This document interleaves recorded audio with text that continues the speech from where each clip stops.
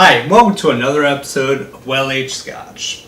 In this episode, I'm going to talk about caramel coloring and chill filtration. So those two terms you might have never heard before. So I'll give you a brief little overview. This isn't going to be anything in depth, but let's start with the first one. It'll be the caramel colorization. So I have these two because they're pretty good representations of well, I don't want to say extremes, but this should be a good example of something that's probably been colored. They probably added, I think it's like E150 caramel coloring. And so you'll see that it's like a nice, rich color to it. Here. Nice color. And you're not going to be able to see it in this one. But here, I'll pour them in the glasses. Alright. So, see? It's kind of pale, kind of yellow. Not much to it. Probably hasn't added any caramel coloring to it. And this one. Look at that. See them side by side. See? Pale. Not so pale. Yeah. It's more slight than I thought it'd be, but definitely, trust me, they're a different color. And I mean, I have to say, it works for it to be like aesthetically pleasing, because when I look at that, I'm like, ooh, like that's a more rich color that probably tastes better. But in fact, anything about whiskey, Ardbeg 10 versus Dewars white label, which was before they added the honey to it. That's you're definitely gonna go with the Ardbeg. So, and a good example of this that has happened to me in the past is I was at a bar with my brother, and we looked up and we saw what we thought was whiskey in a decanter, and we asked the bartender, "Oh, what's that? Can we have some?"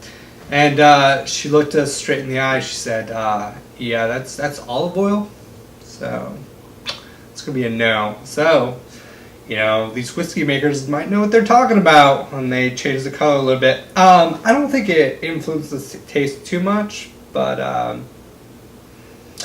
don't know. Maybe I can't tell the difference. So, and then the other thing I wanted to talk about was chill filtration. So, chill filtration is where they cool the whiskey down to like 0 degrees and then filter it through like a mesh strainer. And I've heard that at 46% is usually in the higher. Usually that really doesn't need to be chill filtered, because it there's like, I guess you can't, there's the sediment or anything like that in there. But one thing that I've heard, a way to check it is to add water to it. And I'm not sure if Dewars has been chill filtered or not, but Ardbeg is up to 46%. Yeah, so this should be good to go. It shouldn't have any like misting or clouding in the glass. I guess that's one way you can check for it. And they do that to make it look better.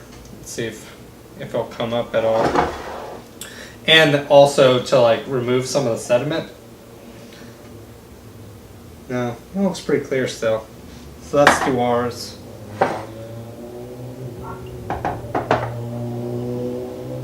And there's a motorcycle going by. You'll probably hear it.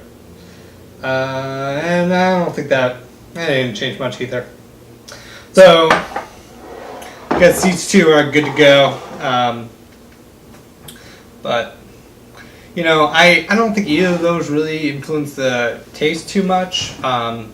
If they do add caramel coloring, that might be, you might be like, oh, this is not real whiskey. This isn't coming straight from the cask, to the bottle. But I don't really care. I think that both of them taste pretty good. and that you shouldn't worry about it. I think that's more of like a when you really get into whiskey and you're like, you know, you're kind of gossiping about it, like, oh, I don't know, that Dewars, it's filtrated. I don't want that. I don't want that non-chill filter. I want non-chill filter. I don't want it to be chill filtered. But anyway, that's all I have for this episode. Get any questions, let me know, and I'll get back to you. Thanks for watching. I'll see you next time.